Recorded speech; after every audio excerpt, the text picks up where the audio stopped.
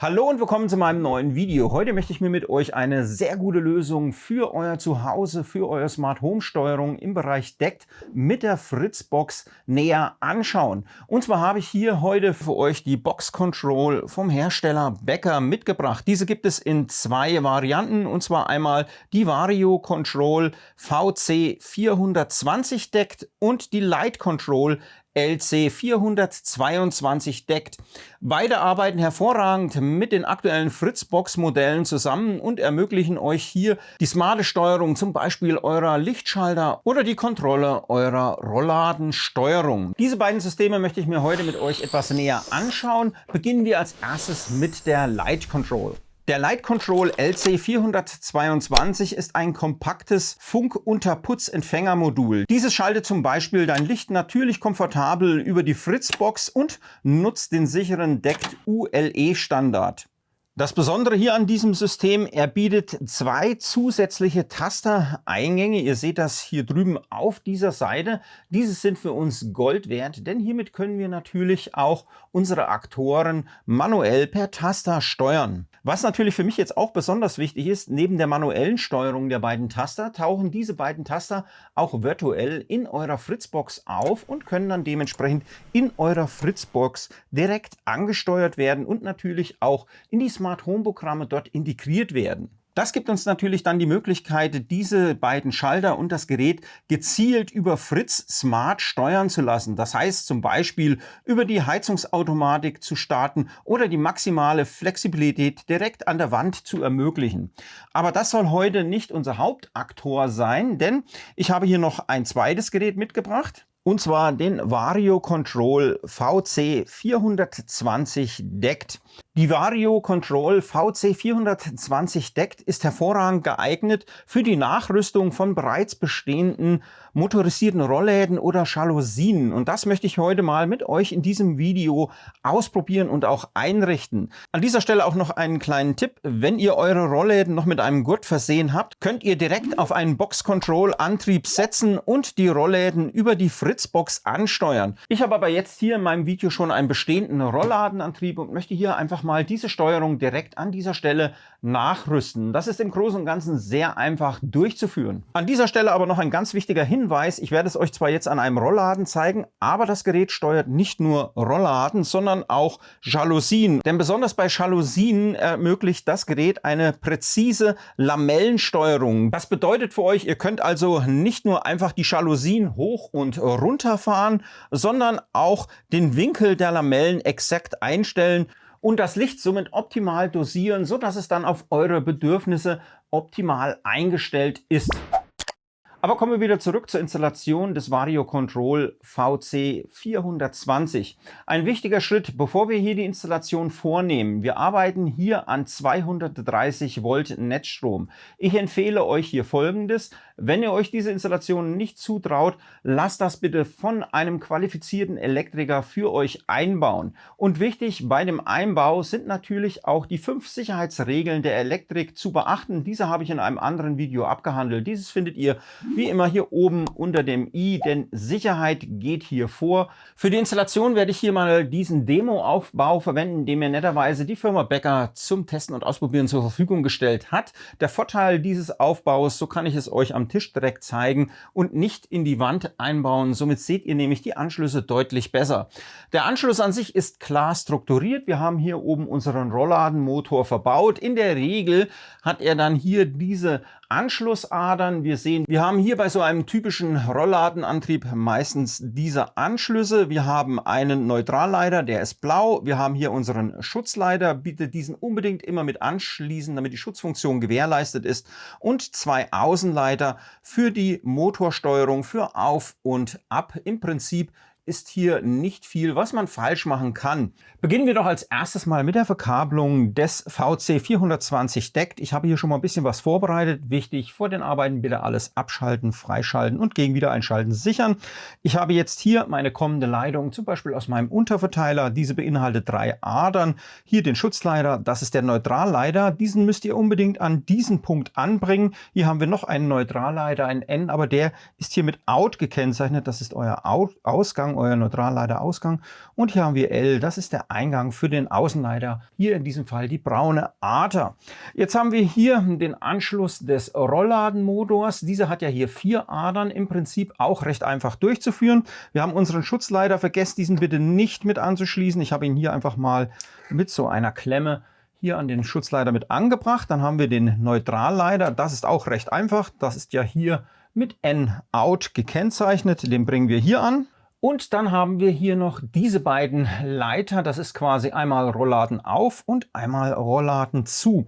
Wenn ihr nicht genau wisst, welche Farbe hier was bedeutet, schaut in der Bedienungsanleitung des Rollladenmotors nach oder probiert es einfach aus. Das habe ich jetzt hier auch einfach mal gemacht. Wir sehen jetzt hier bei mir ist die schwarze Ader für die Absteuerung, also kommt diese natürlich hier an diese Position und die braune Ader wieder für das Hochfahren des Rollladens. Diese kommt jetzt hier an diese Position. Soweit so gut, damit wäre jetzt unsere Box Control soweit einsatzbereit. Es gibt aber noch eine Möglichkeit hier das nochmal etwas zu erweitern, denn man kann ja auch den Rollladen oder das Rollo per Taster ansteuern. Wenn ihr schon einen verbaut habtet oder wollt einen dazu bauen, können wir das hier auch noch mit anschließen. Der Taster hat in der Regel 3 Anschlusspunkte.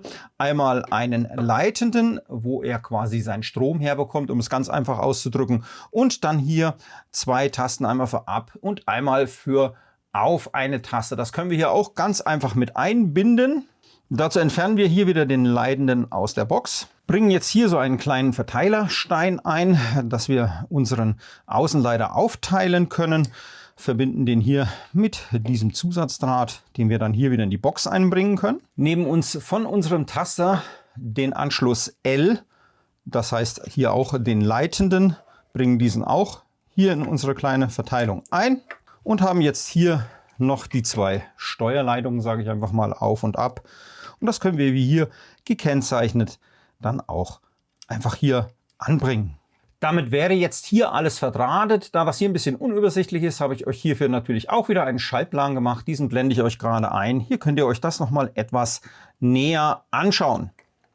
Jetzt können wir hier die ganze Anlage wieder in Betrieb nehmen. Das heißt, hier quasi die Sicherung einschalten. Unsere Box klickt einmal und ist jetzt hier betriebsbereit. Das sehen wir hier an dieser kleinen grünen LED, die jetzt hier blinkt. Im nächsten Schritt empfiehlt sich jetzt natürlich auch die Box mit der Fritzbox zu verbinden.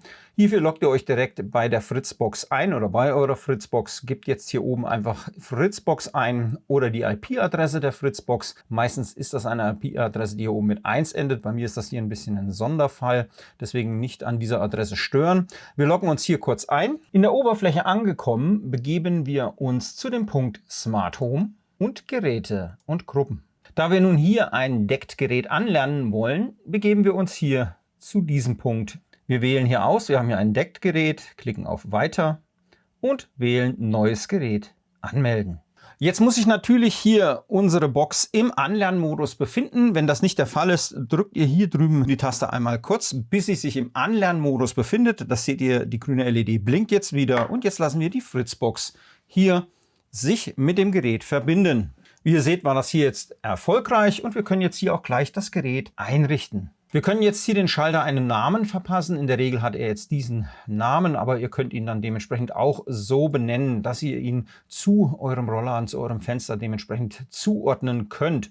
Wir sehen, die ganze Geschichte ist verbunden. Wir schauen hier nochmal in die Rollladensteuerung. Das heißt, wir können jetzt hier auch gleich die Endlage speichern und dann hier natürlich auch das automatische Schalten mit aktivieren. Das ist eine sehr gute Funktion, zum Beispiel auch zur Einbruchvorbeuge, sage ich einfach mal. Wir können jetzt hier quasi eine Zeitschaltung aktivieren, wann selbstständig das Rollo sich schließen und öffnen soll. Das hilft euch zum Beispiel auch, wenn ihr in Urlaub seid, eine Anwesenheit zu simulieren. Und somit habt ihr damit auch gleich einen aktiven Einbruchschutz. Im Prinzip ist das ganz einfach zu bedienen. Hier das Blaue markiert die geschlossenen Zeiträume, das Weiße die offenen Zeiträume. Ihr klickt einfach kurz hier oben drauf. Hier können wir jetzt das so markieren und wenn ihr das rückgängig machen wollt, klickt ihr hier dann dementsprechend auf den Radierer, löscht das wieder raus und gebt jetzt aus, in welchem Zeitintervall das wiederholt werden soll und somit haben wir dann das auch erstellt. An dieser Stelle auch noch ein wichtiger Hinweis, wenn ihr diesen Schalter nochmal neu mit einer neuen Fritzbox verbinden wollt oder ihr habt euch eine neue Fritzbox angeschafft, geht das auch ganz einfach.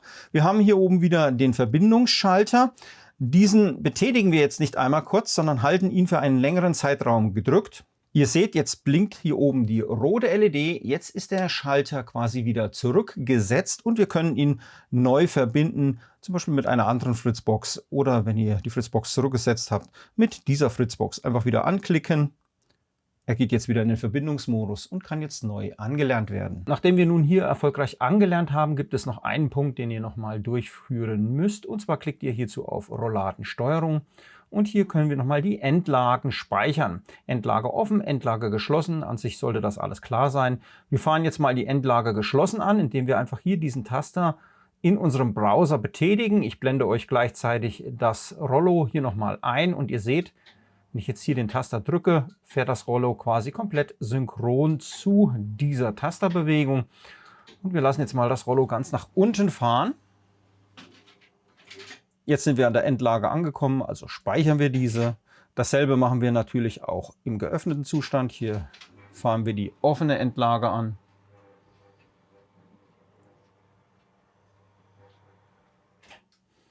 Und speichern diese auch. Nachdem wir das gemacht haben, können wir kurz mal testen, ob das alles korrekt ist, was wir hier eingestellt haben. Ich gebe jetzt hier einfach mal eine Öffnung von ca. 20% ein. Und das hat sehr gut funktioniert. Und dann nochmal von 80%, nur mal zur Sicherheit. Das sieht auch gut aus und somit sind unsere Endlagen hier programmiert. Dann haben wir natürlich auch noch unseren Taster hier angeschlossen. Den können wir jetzt auch nochmal testen. Hier werde ich jetzt herunterfahren. Wenn wir diesen kurz betätigen, können wir den Rollladen kurz zucken oder fahren lassen. Und wenn wir hier lange drauf drücken, können wir dann hier den Taster gehen lassen. Und er fährt selbstständig in die gerade eben programmierten Endlagen und stoppt dann automatisch. Dasselbe können wir auch hier nochmal beim Öffnen machen. Einfach hier lange draufklicken, dann öffnet das Rollo. Wenn jetzt hier irgendwas passiert und ihr müsst das stoppen, klickt ihr einfach nochmal den Taster und dann hält das Rollo an. Und ihr betätigt ihn wieder und er fährt, oder das Rollo fährt sozusagen wieder in die Endposition. Damit funktioniert unser Taster dann dementsprechend hier auch. So, an dieser Stelle ist das Video schon wieder ziemlich fortgeschritten. Ich wollte eigentlich hier in dem Video auch noch mal ein bisschen den Einbruchsschutz oder man sagen die Einbruchsvorbeuge anschneiden. Ihr habt es ja vorhin schon in meinem Video gesehen. Ich habe es ja kurzzeitig erwähnt.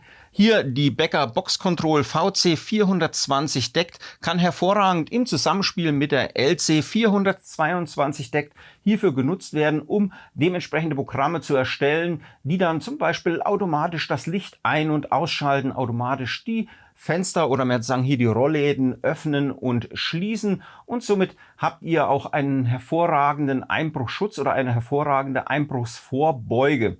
Das System ist natürlich noch weiter kombinierbar, da es sich vollständig in das Fritz-Universum integriert. Das heißt, ihr könnt natürlich auch noch weitere Decksensoren hier mit in eure Programme einziehen, wie zum Beispiel einen Türöffnungssensor, das heißt den Türkontakt, den Fensterkontakt, den Bewegungsmelder, was auch immer hier mit der Fritzbox verbunden ist und könnt dann hervorragende Programme bauen. Wenn euch solche Programme interessieren und ich hierzu nochmal Videos machen soll, schreibt es mir bitte unten in die Kommentare. Somit kann ich hier nochmal Folgevideos zu diesem Thema erstellen. An dieser Stelle auch nochmal ein herzliches Dankeschön an die Firma Becker für das zur Verfügung stellen der Becker Box Control. Wenn ihr euch für die Becker Box Control und weitere Produkte von diesem Hersteller interessiert, schaut einfach unten in die Videobeschreibung. Dort verlinke ich euch die Bezugsquellen. Somit könnt ihr euch hier diese Produkte näher anschauen und dann eventuell auch bestellen. Hat euch mein Video in irgendeiner Form gefallen oder weitergeholfen, würde ich euch natürlich um einen Daumen hoch bitten. Und wollt ihr noch mehr meiner Videos schauen? Kein Problem. Abonniert hier einfach meinen Kanal, denn Abonnieren auf YouTube ist natürlich kostenlos. Ich sage Tschüss, bis zum nächsten Mal. Euer Marc auf YouTube.